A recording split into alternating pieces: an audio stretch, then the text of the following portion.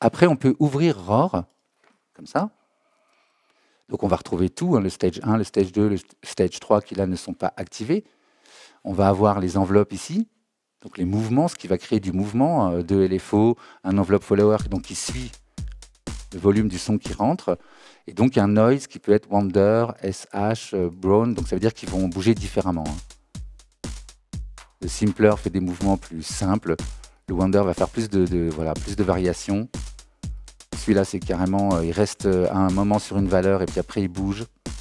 Et lui, il fait du... Alors lui, c'est pour des tout petits mouvements, ça va être intéressant, pour faire bouger un tout petit peu des paramètres, on verra ça dans le détail.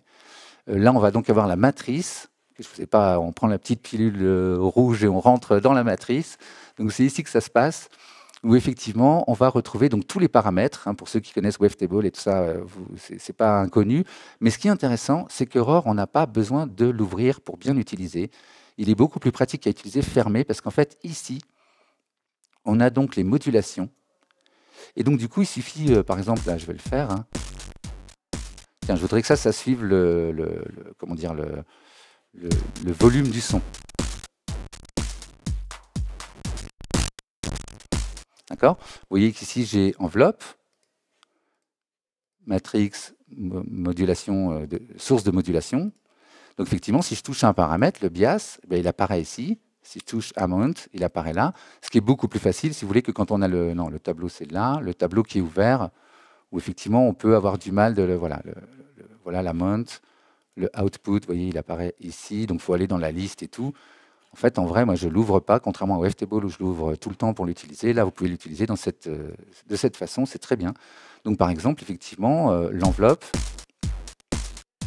je peux écouter ce qui rentre avec ce bouton.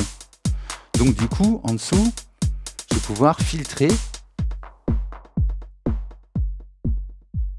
et dire, moi, ce qui m'intéresse, c'est les coups de kick, uniquement. C'est ça qui va faire réagir, qui va créer ce mouvement, en fait, le mouvement. Ou alors, au contraire, là, je prends les charlets, par exemple. Et donc, le mouvement qui va être créé, j'aurais dû créer un mouvement, d'ailleurs, sur le shaper amount. Je vais l'amplifier un peu. Oui, alors le bias.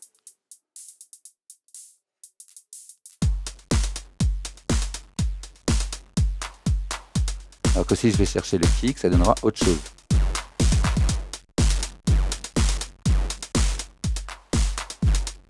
Vous voyez que le gain agit directement sur le volume de la courbe, hein, c'est-à-dire qu'elle monte plus haut si j'augmente le gain, c'est logique. Hein. Là, sinon, elle serait collée au son, donc elle serait à peu près au milieu. Si je veux vraiment avoir un résultat audible, bah, je peux augmenter le gain. Le seuil, ça on connaît, hein, l'attaque, le release, c'est combien de temps ça va mettre avant d'agir. Vous voyez que ça se décale. Il y a l'attaque du son, mais en fait, ça agit un peu après.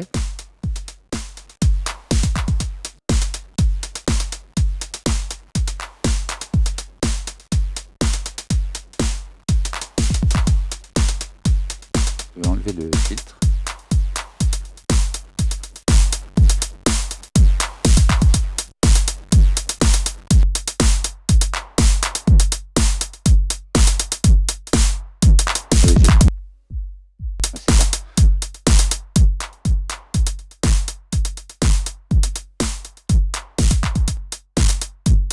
Voilà, on l'entend mieux. Donc vous comprenez l'idée, hein, le release c'est pareil, ça va faire en sorte que ça redescende plus vite. Vous voyez, là ça suit parfaitement le son, alors que si je fais ça, ça se décale un peu.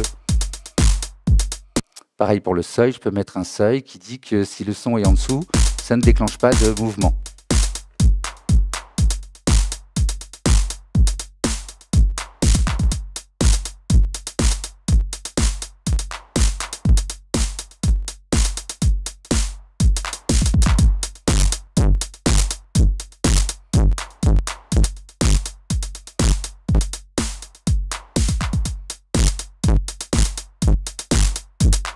D'accord, bon, je vous laisse manipuler un peu ça, je pense que vous avez compris le principe.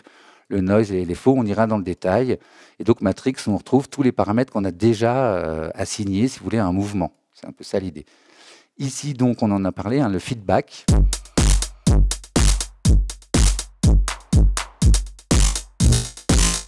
Donc, il peut exprimer en time, synchronisé sur le temps, ou des triolets, ou des dotted, donc c'est une valeur et demie.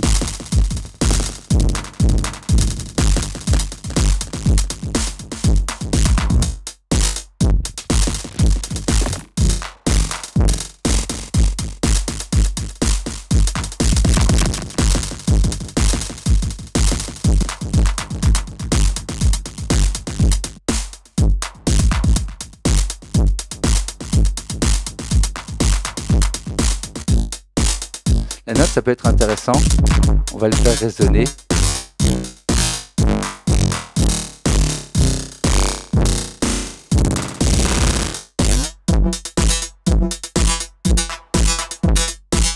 Là, c'est en fait l'idée qu'il va y avoir un fade-in qui va être, un fade-out qui va être appliqué au son. Sinon, il peut durer indéfiniment, donc ça peut être un peu gênant.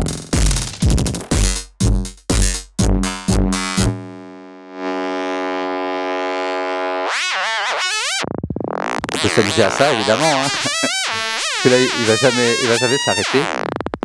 Donc ça s'arrêtera jamais. Donc voilà, on peut s'amuser. Là, on va pouvoir le filtrer. Donc fréquence width, donc effectivement la largeur de la bande de fréquence.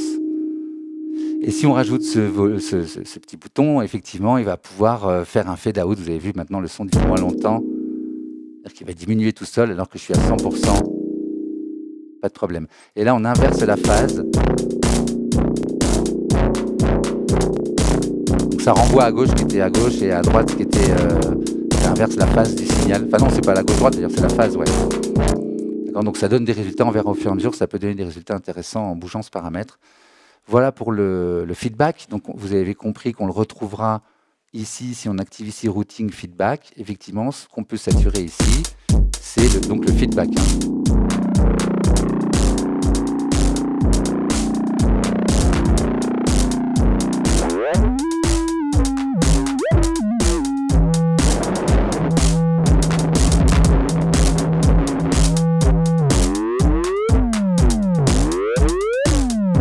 Voilà, on peut s'amuser. Voilà, donc effectivement le feedback qu'on retrouve ici, on ira dans le détail. Et donc enfin, on a le compresseur. Alors ça c'est intéressant, je vais enlever un peu de feedback, on va revenir à quelque chose de plus normal. Ouais, on va se contenter de ça. Ce qui est intéressant, le compresseur, c'est qu'il va permettre vraiment de faire sortir des éléments ou au contraire de tout laisser. Regardez le feedback par exemple. Là, j'ai plus les attaques et j'ai quasiment pas de feedback. Alors que là, il est beaucoup plus présent parce que rien n'est compressé. Et ce qui est intéressant, c'est ce bouton qui permet effectivement de dire... Là, ça compresse les graves aussi. Donc du coup, ça compresse mon kick, ça rend les choses toutes petites, quoi. On n'a plus du tout de l'effet boom boom. Alors que là, oui. Là, ça écrase tout. Là, ça laisse passer les graves, les fréquences les plus graves, quoi. Donc, effectivement, ça va être très utile sur des batteries, sur des basses, de pouvoir compresser les fréquences médium de saturation, tout ça qu'on va rajouter, mais pas forcément le son le plus intéressant de la basse. Et enfin, l'output, bon, facile, hein. Vous avez compris le principe, je vous ai montré au début. Et puis le dry wet qui va être très intéressant parce qu'effectivement, on pourrait colorer un tout petit peu.